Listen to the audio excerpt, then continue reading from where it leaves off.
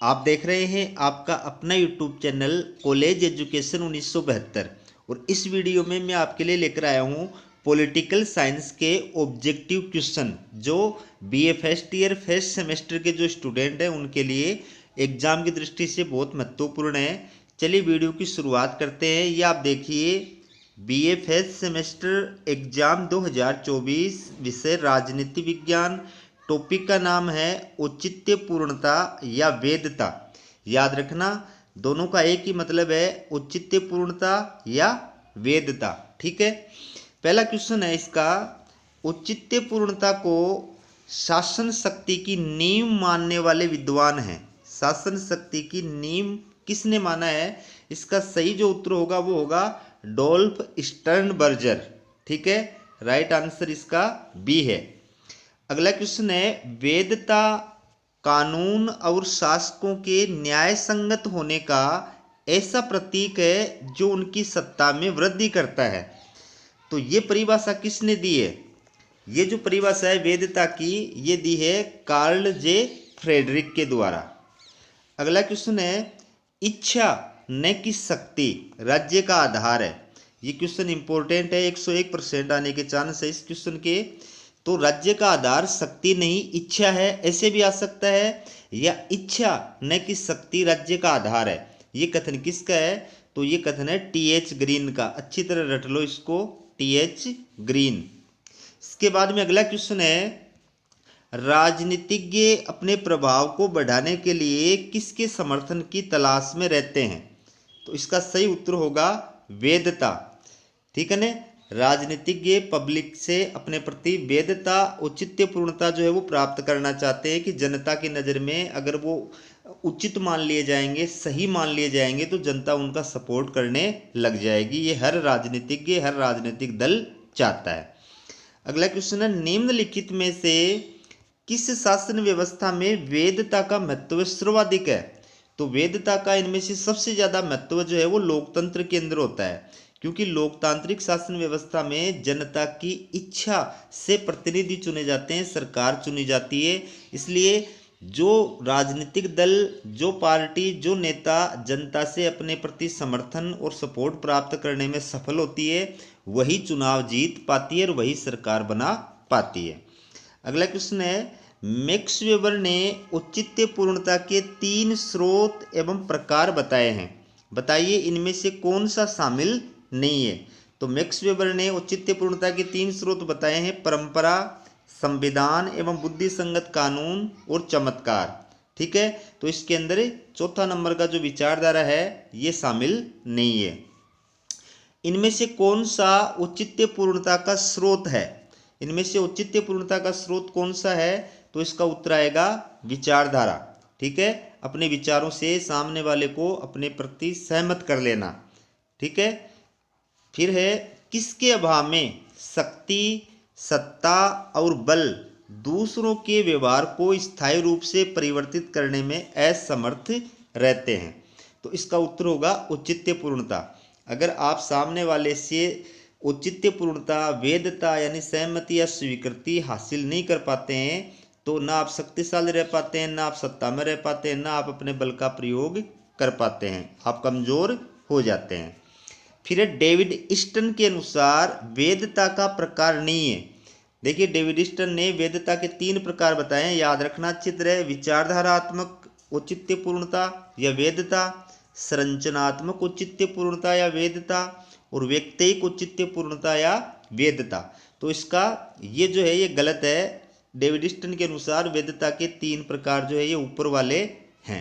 ठीक है, औचित्य पूर्णता के 2 प्रकार, उच्च स्तरीय औचित्य पूर्णता और निम्न स्तरीय औचित्य पूर्णता बताने वाले विद्वान हैं।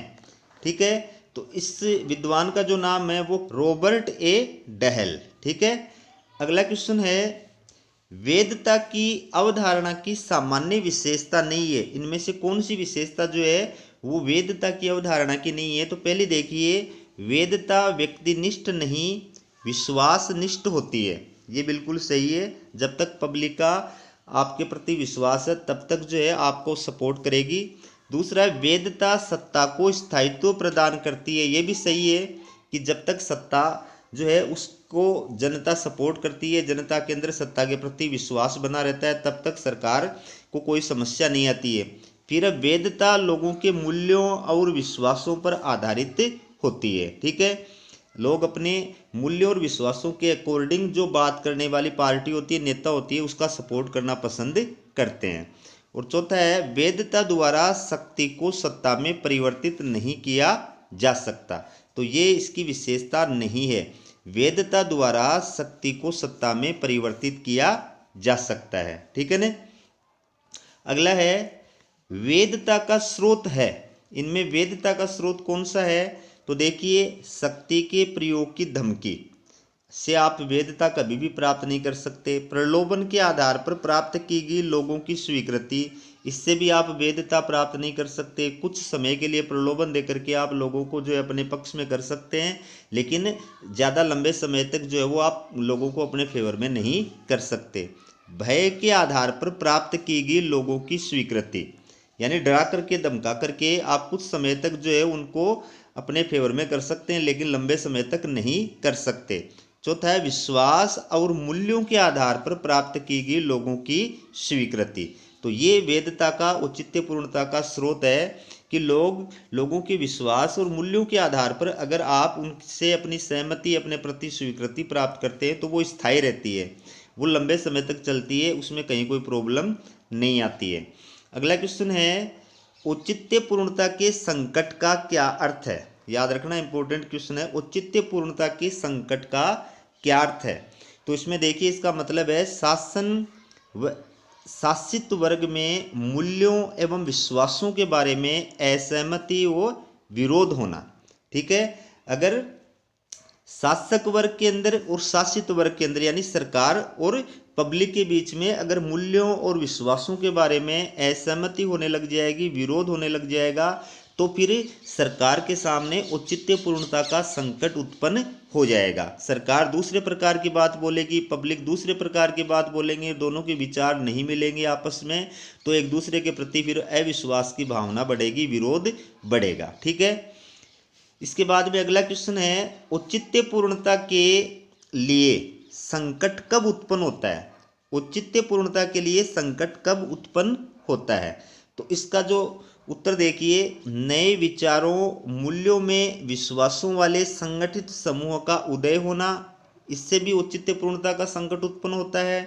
परंपरावादी समूह द्वारा नई स्थापित राज व्यवस्था को चुनौती देना, इससे भी औचित्यपूर्णता के लिए संकट उत्पन्न होता है। राज व्यवस्था की प्रभावशीलता में लगातार कमी आना, इससे भी औचित्यपूर्णता के लिए संकट उत्पन्न होता है। तो इसका सही उत्तर होगा उपयुक्त सभी परिस्थितियों में, यानी इन सभी परिस्थितियों में औचित्यपूर्णता के लिए संकट उत्पन्न होता है। और लास्ट क्वेश्चन है औचित्यपूर्णता की प्राप्ति तथा इसे बनाए रखने का सर्वोत्तम तरीका या साधन कौन सा है? तो इनमें आप किस तरीके का प्रयोग करके और औचित्यपूर्णता या वैधता जो है वो लंबे समय तक प्राप्त भी कर सकते हैं और उसको स्थिर भी रख सकते हैं। तो इसका जो सही उत्तर होगा वो 1 नंबर का होगा। यहाँ पर ये शासक वर्ग लिखा है, इसके स्थान पर आएगा शासित वर्ग, मिसप्रिंट हो गया।